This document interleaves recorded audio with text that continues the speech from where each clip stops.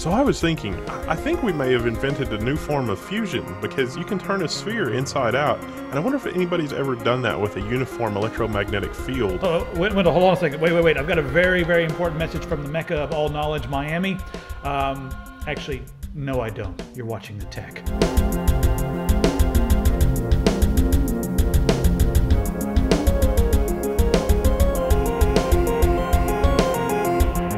Completely terrible. I'm not even going to say the idiot's name. He does not deserve to have his name said on this show. But I am going to condemn MSNBC. That was the worst thing. If you guys have not seen this, I'm sure someone is going to link this in the description. But the idiots over at MSNBC cut off a senator who was talking about. It was a senator. It was a congresswoman, right? I think it was a congresswoman. Yeah, they cut her off in mid-sentence while she was talking about the NSA to cut to a breaking story of some trivial BS in Miami that I cannot believe is on the news. The rest of the world, I am sorry for America. It's so bad. It's even like the subtle details here are even really hilarious because it's like government task force recommends NSA stop collecting phone records. But when you look at it's not actually a task force, it's a judiciary committee, and they said that it's most likely not legal. And so I'm pretty sure that the judges and people familiar with the law saying it's not legal is not recommends they stop. I mean, it's just there's spin here at every level. So maybe they were just like, cut her off, hurry up, shut her up. Maybe that's what was going on there. So anyway, let's get down to business. The first thing I want to say is right now on the website, we have our store and we have all of our T-shirts and that sort of thing. And, I've received lots of complaints about people not receiving their goods. And I want to know who's not getting their goods because I'm going to freaking do something about it. I'm getting kind of pissed. We hired District Lines, which is a warehouse in Orlando. And I've had like 15 different emails coming in saying like, hey, I ordered, $50 worth of stuff. I ordered 3 T-shirts and a mug. It's been a month and I haven't received my stuff. So I want you guys to email me, inbox@techsyndicate.com, and just put District Lines in the subject so I'll know what's up. And I will make sure that everything is right. I'm going to take responsibility for this because I'm the idiot who hired these guys. And, I like the quality of their prints is great, but I'm really upset that, some of the stuff didn't go out on time. I think they just got slammed with orders for the, the holiday season. But still, that's not cool. And people that have ordered stuff in January are saying like, hey, I'm getting my stuff. So it's kind of weird, Wendell. I don't know. What do we think? We're going to build our own store soon? Yes. We are completely going to just do away and do our own thing, and that's how we're going to do it. Because that's really the best way. We have actually had a few complaints from people that ordered in January. So we just want to make sure that we know everybody out there and that... because the store, it helps us, but it's not really like, it's more about brand. It's not like the store we actually make a lot of money from because as lackadaisical as they are with orders, they're just that lackadaisical with the income too. So.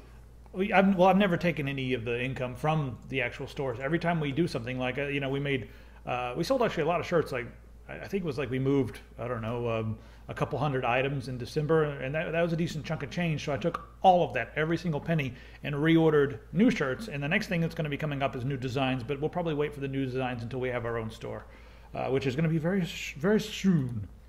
All right, so on to the news. The 3 strikes policy thing that, all the different places we're doing, the different, countries, everyone, France is doing it, and New Zealand's doing it, and doing it here in America. I'm not sure about Canada. Canada's doing it too, right, Wendell? I believe Canada's doing the 3 strikes thing.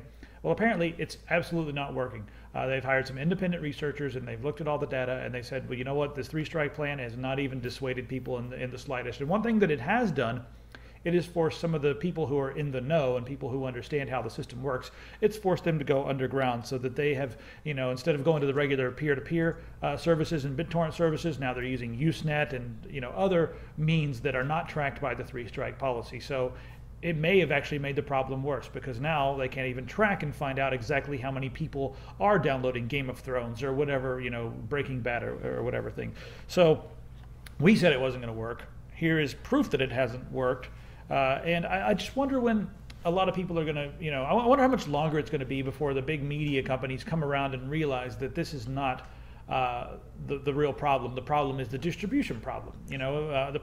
With shows like the BBC does this all the time, like they do it with Downton Abbey, and it kind of pisses me off because they release it in London months before they release it in the States, and that creates a distribution problem because you have people in the States who now talk to people online meet people online or talk to people in person who are from London. And they're like talking about the show, and it's just a problem, Well, let's flip it around. Let's do it Good. a completely different way, and let's say that on the internet that it is an absolutely, completely, 100% perfect. There is no way that an unauthorized copyright distribution thing happens. So what does it go back to? Well, it would be a lot like before there was the internet. I mean, think about home taping and things like that in the 70s and early 80s. It would be exactly that situation again, friends sharing with friends. So this has been going on longer than the internet has existed. And it's not necessarily a bad thing monetarily or for our society. So to sort of characterize it even as it's sort of changing the argument. And I think that we should be careful not to let them change the argument so much, because this type of thing has existed since time immemorial. Since the printing press was invented, I'm sure that there were unauthorized copies of works made. So I mean, is it incredibly detrimental? Not always, not in all cases. I can speak to this from a personal standpoint as well, because I go onto the different websites and I see the new Zweihander album being torrented, and the first thing is that you get this feeling like, oh no, am I losing money? And then the logic comes on top of that, and I look and I'm like, damn, that's a lot of seeds. That means that this is going to be spreading to a lot of people, and that means that those friends are going to be sharing it with their friends. And then I look at the actual sales, and the sales are not hurt in the least. The sales are up, if anything, because it's spreading. And some people, they go and they torrent it and they like it so much, and they realize, hey, I torrented this when I didn't have any money. I just got paid, so I'm going to go back and support the artists so that they can make more music because I really enjoy it. That's the way the world works. It's all about sharing. It's all about culture, the sharing culture. Yeah. Got a little sappy there, didn't we? All right, let's move on. What's next on the list here? Google. All right, so there's an article here on utilitydrive.com. And they are insinuating that Google may be becoming, or they are asking the question, is Google becoming an energy company? And I think we should talk about this for just a few minutes. Wendell, do you want to start off on this? Okay, so the question, is Google becoming an energy company, is really more about looking at Google's energy utilization. And so Google has gone green, the renewable energy, geothermal, solar, the whole nine yards. This article is really focusing and concentrating on solar, but Google's really looking at their bottom line. They're like, well, what can we do about the cost of equipment? What can we do about the cost of storage? Where are our cost centers? And energy is a huge cost center for them.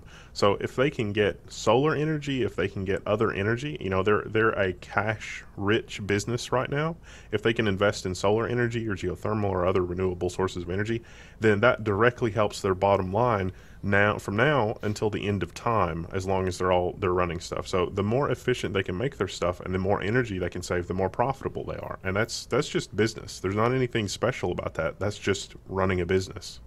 Well, here's what the article puts together to make it special. Here's how they kind of try to put different pieces together. Google recently purchased Nest. Google is investing in the nation's United States, the nation's largest solar electricity system. It's going to be over $1 billion they're going to be spending on this. And they're saying like, hey, they picked up Nest. Nest does home automation, and Nest can also harvest data. What if Google is a pioneer in sort of a new energy model that's breaks from the old model? The old model is you have a power plant somewhere that does something that generates power and then sends it to your home. But the new model may be something where they incorporate some of the technologies from Nest, and they give you at your house solar energy, and then you're part of a small community that's generating, and you have all these little pockets all over the place that are generating energy, and it's like very community based. And if you generate a lot of energy, or if you don't use your allotment, maybe you're going to be making money, you're paying lower on your bill. But the thing here, it switches from being just a power thing, and it becomes more of a service thing, where they're going to sell you the Nest equipment. They're going to sell you all this different stuff that goes into your home that helps you control your energy usage, helps you keep your energy usage, down lower than it would be. It's, more efficient appliances. And then also, it lets them harvest tons of data, and that data can be very valuable to them. It can say like, hey, look, in this part of the world, these people are using tons more power in this area. Maybe we can make some products to help that. So that's, I think, what a lot of large companies should be afraid of. And that'll segue into the next article. You ready to go into that one, Wendell? Yep. All right, so this next article here, I'll let you jump into this. It's how solar and EVs will kill the last of the industry dinosaurs.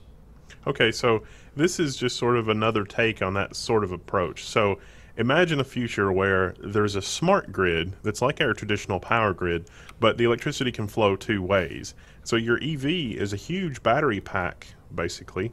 And when you're not driving, if you don't, you don't have an immediate need to drive somewhere or something like that, and it's during peak hours, your car could actually contribute back to the grid. So let's say you get home at 5 and, peak air conditioner usage in, hot Southern California from 5 to 7 p.m. or from 5 to 8 p.m., your car could actually be providing some of the energy to run your house and run your air conditioner, which will ease the strain on the grid. And then when you sleep at night, when the grid's not as strained, your car will recharge for the morning. I really do hope that a lot of this stuff makes it to market before much longer, because the current power companies really are dinosaurs. Dinosaur is the only word that you could use for it. So Yeah, good. you have the traditional, oil and gas industry that's like, oh, we've got these people that are hooking up to the grid with solar, and they're not offsetting our infrastructure cost because our infrastructure cost is figured into a certain average usage. And that's not untrue, but that doesn't mean that we should, shun technology. It's almost like, buggy whip manufacturers is like, oh, we can't have the automobile because we've got all these buggy whip people and we don't want to put them out of a job. Well, that's what's also funny about this is you got like Spain right now. They've started a tax, and they're taxing people who are using solar, because the logic here is that, hey, you're taking money out of the pockets of these companies that have been around forever. We can't have that, so we're going to tax you so that they can stay in business. What? What are you guys doing? I mean, it's craziness. That's just absolute craziness. So basically to summarize, if you take those two things in context, Google may be building a next generation utility company that can deal with electricity that flows two ways on the grid. And if that's the case, then that's going to be a beneficial result for society, because the energy company is not necessarily predicated on making money on the sale of fossil fuels. They're predicated on making money by having just-in-time energy delivery wherever the energy came from in the first place, where it's needed. And in my opinion, this sort of goes along with Google's philosophy and their mode of operation, if you will, where they don't necessarily have to, you don't actually have to go to a Google store to get anything. Google is everywhere. If you pick a flower, you're sniffing Google. It's essentially, they're everywhere, and they make money just by you getting up and living and doing anything. And that's kind of Skynet, and it's kind of creepy. We need Kane right here, right now, to be like Skynet. But at the same time, it is changing the way we do things, and maybe not for the worse. It's also going to completely change the energy industry, which is interesting as well. Now let's move on to talk about a strange eavesdropping bug that's right in Chrome, and we're using Chrome right now, so there's probably someone listening to this, but I don't care, because you guys, whoever's listening to this is hearing the tech before you guys hear the text, so those bastards. Anyway, so an Israeli coder, his name's Tal, was working on some speech recognition software. And while he was working on this software, he discovered an interesting bug. Now, Chrome has, speech recognition, so you can talk to the browser and it'll do things.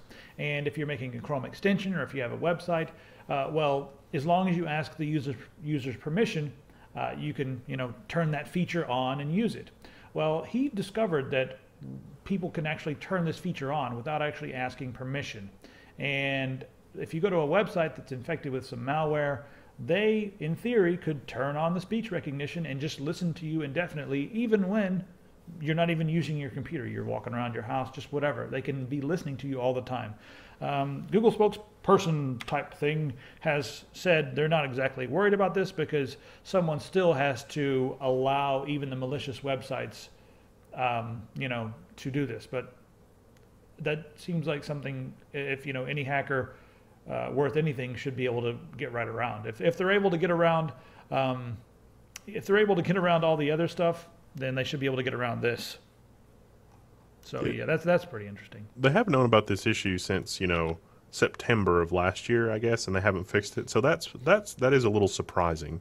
But the fact that you have to authorize the website to use your microphone in the first place, the most dangerous thing here is a phishing thing where you accidentally use the mic. But honestly, I don't see this as a huge deal. But at the same time, since I've known about it since September, it probably should be fixed.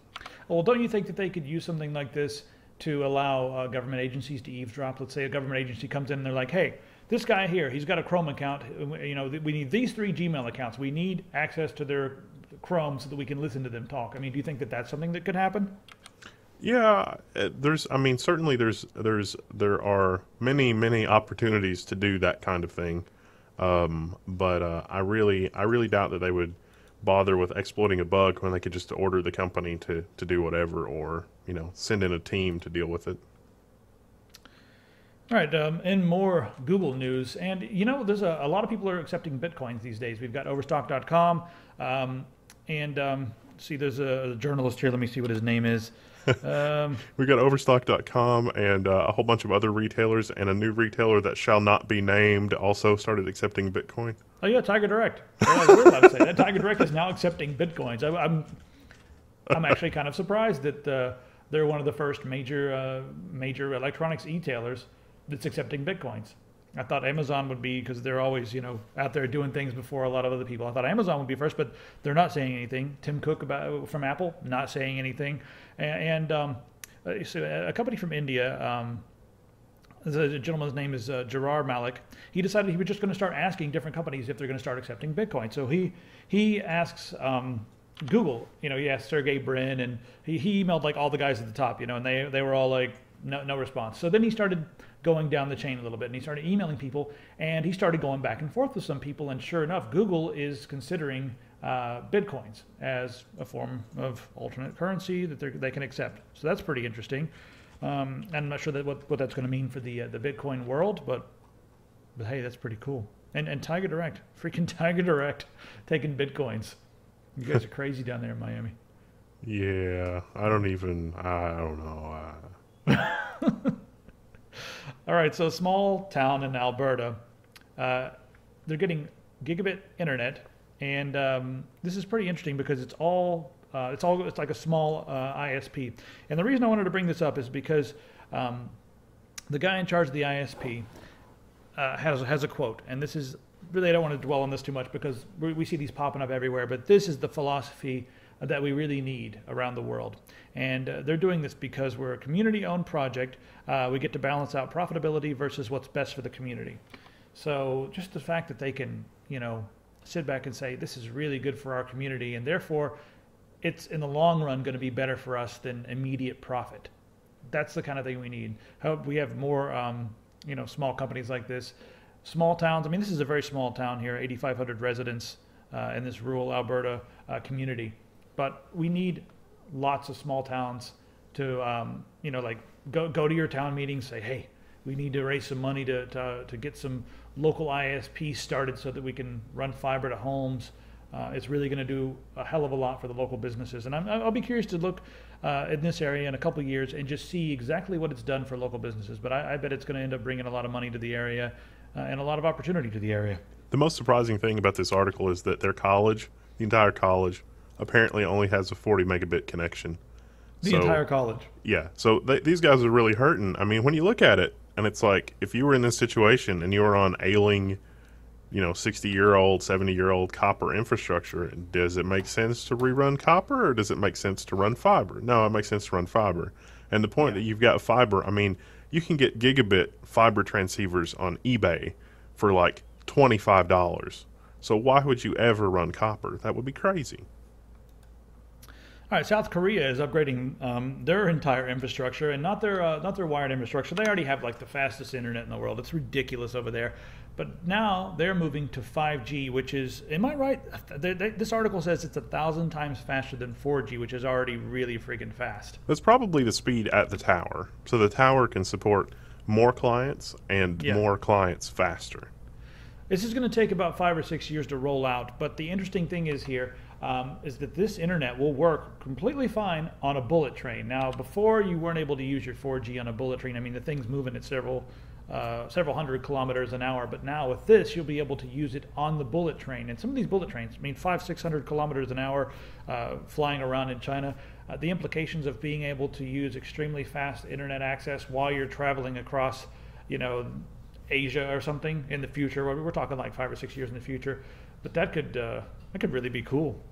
I mean, people, you could travel, your office could be in a train car somewhere. Meanwhile, in America, 3 megabit go, yeah. Wait, we upgraded to 5. It only cost $89 plus the triple super duper play package where we had to get HBO, Showtime, and a bunch of other things for $600, and we had to get a $49 IP phone that we don't need. But other than that, it's pretty fast. Thanks, Verizon. Yeah. All right. Oh, we got more freaking fast stuff to talk about. So Ipswich is about 250 kilometers outside of 410 kilometers outside of London, and they have tested the fastest ever broadband speed. Okay, here's how fast this is: 1.4 terabits per second. They did it on fiber between London and Ipswich. That's fast enough to send 44 uncompressed HD movies in a second. 44 HD movies in 1 second. Once again, we have a demonstration of fiber optic infrastructure being upgraded by replacing the electronics at either end, and it being amazing and magical for the amount of bandwidth you have, as if we needed more evidence that putting new copper in is dumb.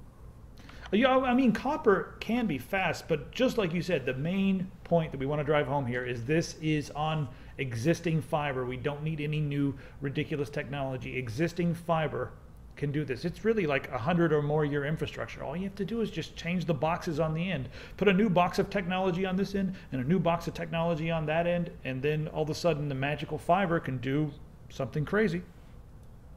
I like that. Oh, this big web crash in China. Yeah, this is pretty crazy. You sent over this article. You want to get into this? Oh, this is the redirected to the Wyoming traffic thing. Yeah. So it's like the biggest web outage in history. Well, it wasn't. So a lot of the news articles on this were saying that, for a while there was this random place in Wyoming that was getting all the traffic, blah blah. Well, yeah, not really necessarily be true. It was just shell companies had the address of this place in Wyoming, and so a lot of internet traffic was being directed through companies that their registered address was this house in Wyoming, which is a little bizarre and weird, but there are companies that try to provide access to sites like Facebook and things like that through the Great Firewall of China. And these companies had set up their business operations through shell companies or holding companies through this house in Wyoming. And so from a sensationalist standpoint, you can say, oh, this little house in Wyoming briefly had a whole bunch of traffic in China routed through it because the holding companies were trying to bypass the Great Firewall of China. I mean, even if all of those different, it's 500 million internet users, so that's like half the internet, right? So even if they were correct in saying that all this stuff went to a house in Wyoming, the house would have just melted in like a nanosecond, and then the internet would have just completely cut out. It would have just stopped. It wouldn't have been like, oh my God, what is all this stuff going on? It would have been like, hey, everything's down. What's going on? It would have been the ultimate DDoS attack, but it's not exactly what's happened here. So yeah, like as if an American internet connection can stand more than 3 simultaneous connections. Yes. All right, so that's kind of funny, but yeah, that just shows you, that the Great Firewall of China is flawed. I mean, just the idea of it's flawed, but I mean, in practice here, it's also pretty damn flawed.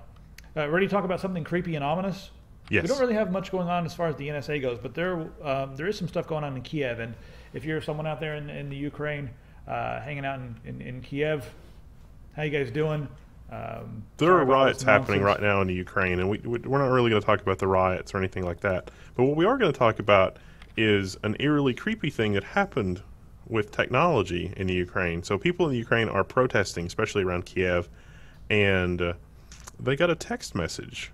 And the text message was like, "Oh, your phone was detected in in an area where there were dissidents or mass eruption, and so this has been notated so that after everything settles down, we can come after you." And it's like, yeah, I wow. mean, it was shorter than that. It was basically just, dear subscriber, you are registered as a participant in a mass disturbance, or you are registered in a participant in a riot or something, something of that nature. But I mean, this comes right after they've just created a law that says that you're not allowed to be involved in a violent protest. Or a protest then at all. Everyone's getting these ominous messages. Yeah. If you can build it.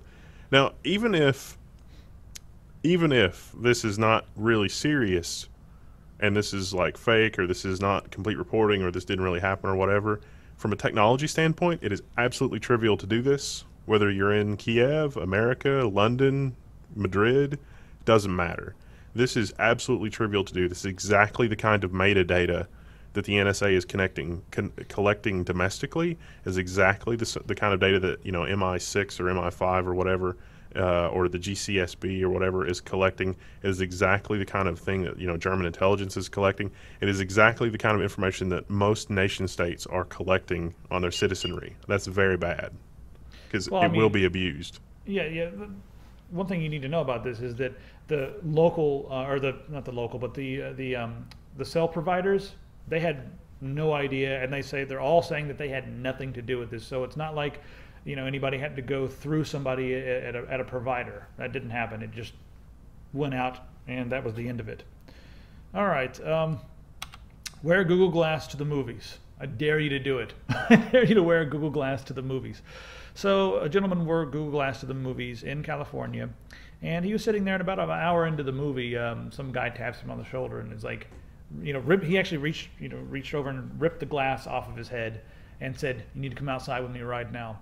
It turned out to be Homeland Security, and they detained him for hours and hours and hours. Wendell, what do you make of this? Well, clearly Homeland Security didn't have anything better to do than question somebody at the movies because they might have been using Google Glass to record 10 minutes of the movie. That is completely insane. In the MPAA's defense, someone needs to record this little bit because you'll never ever hear me say anything like that again. But a spokesperson from the MPAA, I almost said the NSAA. The MPAA said that Google Glass is an incredible innovation in the mobile sphere, and we have seen no proof that it is currently a significant threat that could result in content theft. So they did come out and say that. However, the arm of the Homeland Security that came in and grabbed the guy was ICE, which is the Immigration and Customs Enforcement, which works with the MPAA to make sure that nobody comes into a theater and records a video. So that's the problem here. And historically, you've never been allowed to go into a movie theater with a camcorder or a recording device of any sort, whether it's audio recording or video recording. Is it unreasonable to think that you're not allowed to go into a theater with Google Glass on your head? Or should we change the way we think about this stuff? Because it's going to become so ubiquitous that you're not going to be able to go anywhere without someone having Google Glass on. You aren't going to be able to go to the men's room without everybody standing around you. I'm going to have to go. Everyone's going to have bigger stalls now because everyone's going to have Google Glass on. Well, I think it's a much more bad situation. Okay, so is the guy a dumbass for wearing Google Glass in a theater? Yes, absolutely, without question. Should he not have done that? Oh yes, no, completely. But should it have risen to the level of involving Homeland Security? No, I don't think so. How does one resolve that situation? An usher comes down to you and says, "Pardon me, do you realize that you're still wearing Google Glass?" We don't know what the situation is. We don't know what the context is. It is entirely possible that he just didn't even realize that he had it on. I've done that before with my Bluetooth headset. Yeah. I've been wearing it for so many hours, and then I'd go somewhere, and it's like, what is... And the next thing you know, you look outside, and there's the SEAL team rappelling in and shattering glass and shooting people. It happens every time, So does it make sense that we've become a society that would allow this? It should be an absolute outrage that law enforcement would be called in this situation. This is on the level. This is so dysfunctional that it really is on a level that there's something wrong with us when it goes so far up the chain that no one at any level, not the guy, the people in the theater, the person who made the call, the person who received the call, the person who dispatched the people that came out, the actual people that came out, none of those people said to themselves, is this something that I should actually be doing? Is this something that I should bother with? No. Instead, they interrogate the guy for 4 hours. So that is a level of insanity that my mind is not prepared to be able to compute. And like you just said, it's not insanity with just one guy. It's insanity shared through many links in a chain. So, yeah. All right, let's move on and talk about T-Mobile wanting to be a bank. And I got a confession to make. I somehow missed this article, but you sent it over. Can you sum this one up for us?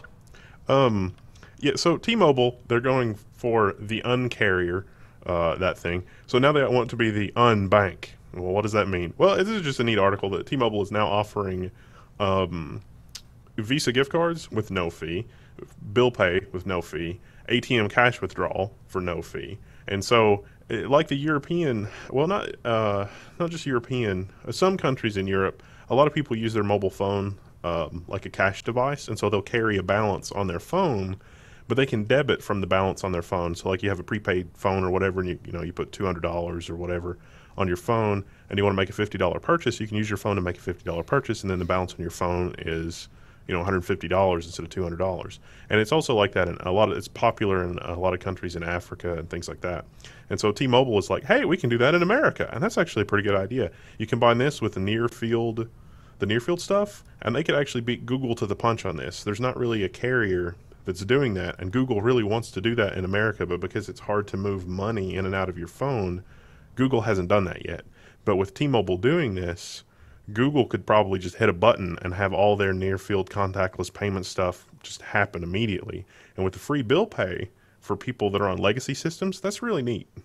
Why are we so far behind? I mean, it's been like this in Japan for years and years and years, where you could just walk up to a vending machine and wave your phone around, or if you walk by a vending machine, it would say, "Hey, all these items are available." You click on the one you want, and it comes out, and it's deducted from the money that's stored in the account attached to your phone. Why are we so far behind? It's just kind of weird. So it's kind of cool to see T-Mobile taking steps to make us a little bit more like the rest of the world as far as that goes. I think that phones are really going to be the hub of everything we do in the future, and maybe those devices will get smaller. But I mean, right now you've already got a phone powering, or not powering, but a phone being sort of the back end for a wristwatch or a device in your ear like a Bluetooth device. So having them also be your credit card, I'm not sure how hackable that is, but it's working out in a lot of other countries.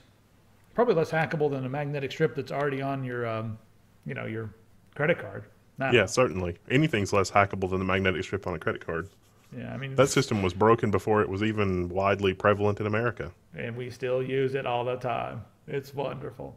All right, let's move on and talk just a little bit about the NSA. And this is the article that we were talking about in the beginning.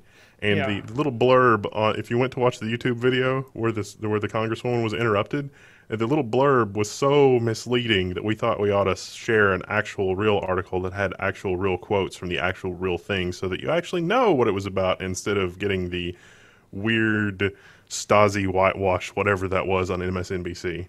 You're watching actual real news on the Actual Real News Network. And how messed up is it that you're getting your news from this crazy, I mean, we're just one step away from tinfoil hats on YouTube. This is crazy. I don't look good in tinfoil. Wait, that should be a T-shirt. So here's what happened. The Congress put together, they put together a team, or a bunch of watchdogs, and they said, "Hey, look at all this crap and let us know what's going on." So I'm summarizing this thing terribly, but so they looked at all this crap and they were like, "Hey, okay, this is against the First Amendment, the Fourth Amendment, this government metadata program. It lacks a viable legal foundation under Section 215. And they went on, and they also said, hey, it's violating several liberties, and it's shown limited value so far, even though you guys have spent billions of dollars on it. So as a result, the board said that they recommended that the government ends the program. But we interrupt this to bring you some news on some idiot in Miami who got arrested." Moving right along. Oh, it's just terrible. Everybody shut up. Look over here. There's a guy on a jet ski naked with an elephant. That's exactly what's happening in mainstream media right now with this nonsense. All right. We talked last week about net neutrality and what would happen if Verizon gets their way and is able to essentially traffic shape the internet and throttle services that are competition, like Netflix. So Netflix's CEO came out and said, sure, go ahead, try to throttle us. What we're going to do is we're going to sick all of our 40 million customers on you guys, and they're all going to protest. And he just pretty much said it in plain English in a letter to his shareholders right here. And you guys can read right here. It's in the middle of the screen. But where's the actual quote here where he says, "Get your torches and pitchforks." He said, "Were this draconian scenario to unfold with some ISP, we would vigorously protest and encourage our members to demand the open internet they are paying their ISP to deliver. Get your torches and pitchforks," is what I was hearing when I read that. Yeah. Yes, this is very much a grab your torches and pitchforks type letter. And it's important. I mean, it's good. Netflix had this ISP index where they were saying, how likely are you to be able to stream a 2 megabit or 3 megabit HD stream on different ISPs, and the number was surprisingly low unless you're on Google Fiber, and then you can do it, 10 times over, and it's fine. Yep. So that's just kind of cool to see. All right, you ready to move on and talk about some gaming? Oh, the Google did the same thing too. We should probably just mention that briefly. Oh, I didn't see that. Google, in addition to Netflix, Google has also threatened to name and shame ISPs that are doing bad things with YouTube. So you guys out there that have a better YouTube experience on a VPN than you do without a VPN, that should be a clue that your ISP is doing something naughty, something they ought not do. And yeah. Google has taken the position that they are now going to name and shame their ISPs, and they provide a YouTube HD index. So when you subscribe for a particular tier at your ISP, Google can say, well, that tier has been certified or okayed for YouTube HD friendly. And so that's making companies like Charter and Time Warner uncomfortable, as it should, which is good for the consumer. Yeah, I mean, it's really good for the consumer because then those companies are going to have to, the consumer is going to know if something's going on with YouTube behind the scenes or something's being throttled. That's pretty cool. Anyway, let's move on and talk a little bit about gaming. The SteamOS beta, it now supports older PCs, and that's really cool. And it also supports dual booting. It's you have to go into the expert mode to make that happen. But here's what's really cool about supporting older PCs. It's now going to be more like a regular version of Linux. It's going to support different BIOSes out there, different UEFIs. So you're going to be able to install this on experimental hardware, but they want to make sure that this is totally experimental, and you may run into tons of problems, but you may not. Who knows? Maybe you'll create some solutions all on your own. That's pretty cool. You know what? We haven't had a Rant 30 in this episode, but I think this is pretty rant worthy, this candy business. And candy trademark of crushing Saga. Yeah.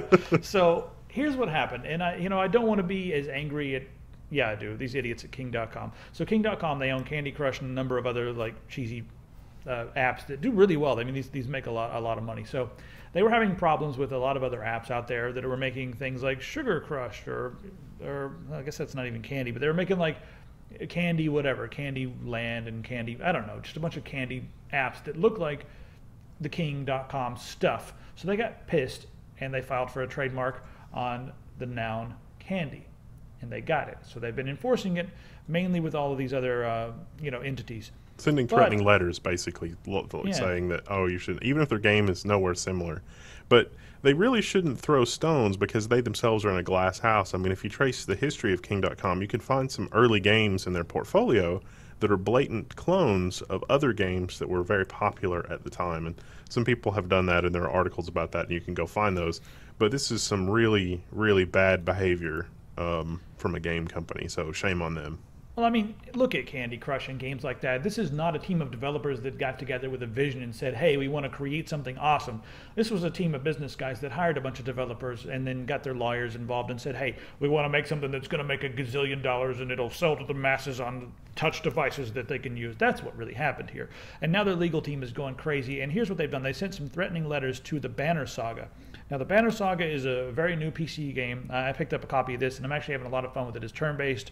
It's a turn-based RPG with some pretty deep strategy elements and amazing graphics.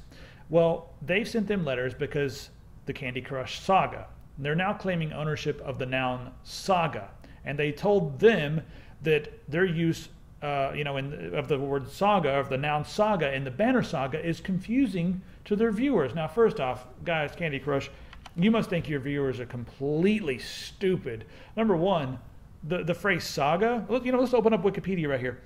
The phrase saga has nothing to do with candy. The phrase saga is all about a story, and it has to do specifically with Scandinavian or Germanic history. Viking voyages. Vikings equal saga. This is a game about Viking, hence the term saga, you freaking idiots. Now, to go on even further with that, I mean, the noun saga has been used for generations and generations. So if your audience is so stupid that they totally do not know that saga is specific to Vikings, well, God, that's sad. Do you guys really think your audience is that stupid? Because you said in your letter that it's confusing them. They don't want to block the use of, saga, but they don't want to let, the Banner Saga get a trademark on that. I don't even know. I'm just so sad. It's just ridiculous. I mean, come on. I mean, the guys at King.com, they're making some statements that, they sound like they're trying to be relaxed and groovy about all this, yet their legal team is making them all look like giant asshats. Guys, nobody cares about, the people that are playing the Banner Saga really don't care about your stupid candy games. I don't really care about your stupid candy games. I'm going to play the Banner Saga. The Banner Saga is a very appropriate name because saga has to do with Vikings, and this is a story that has to do with, Norse, Scandinavian themes and that sort of thing. So yeah, they're being a bunch of ridiculous babies. All right, the last thing I want to tell you guys about, and you guys have probably seen this, but the latest Skywind trailer is out. If you're someone who's played a lot of Skyrim and has never played Morrowind, you really should play Morrowind #1. It's probably the best out of the entire series. It's the most hardcore out of the entire series. But if you go back and try Morrowind and you just can't get into the play mechanics, if you can, I would recommend playing it that way because that's the most pure way to play it and you'll get the best experience. But Skywind takes Morrowind and puts it into the Skyrim engine, and thus it does change the game mechanics and also the fighting. That was one of the big gripes with a lot of people. If they go from Skyrim or Oblivion back down to Morrowind, the fighting just seems very old school and weird, but it's an option. The new trailer does look really pretty. You can see some of the bad guys. They've done a hell of a lot of work on this, so it's kind of cool to see that. Have you seen this, Wendell? No, but it looks interesting. Yeah, it's definitely worth a look. So anyway, that's pretty much sums up everything that's going on with gaming. Not really. There's a lot of things going on with gaming, but that sums up everything that's going to be happening in this episode. So, what should we close with? Rate, subscribe. Tech support's up and running on the website. Thank you so much for everyone subscribing. It's amazing. Oh yeah, you guys are awesome. We have an editor. I have a guy that comes over a couple times a week now, and he's helped out with some of the editing. So the last video that you saw, the video on the Myonix Naos and Aviar 7000 was edited by him. And there's a Biodynamic DT880 review coming out very soon that was edited by him. So you guys are going to see some work from a new editor soon, and that is all thanks to you guys. All of the tech support money is going to be helping with people that we hire and events that we do. I don't like to rely on Google ad money because that goes up and down, and it's not reliable. But after we get to the point where we can hire someone full-time, it's going to be awesome. So thank you guys very much for that, and there's links on the screen, and I think that's the end of the video, so see you guys next time.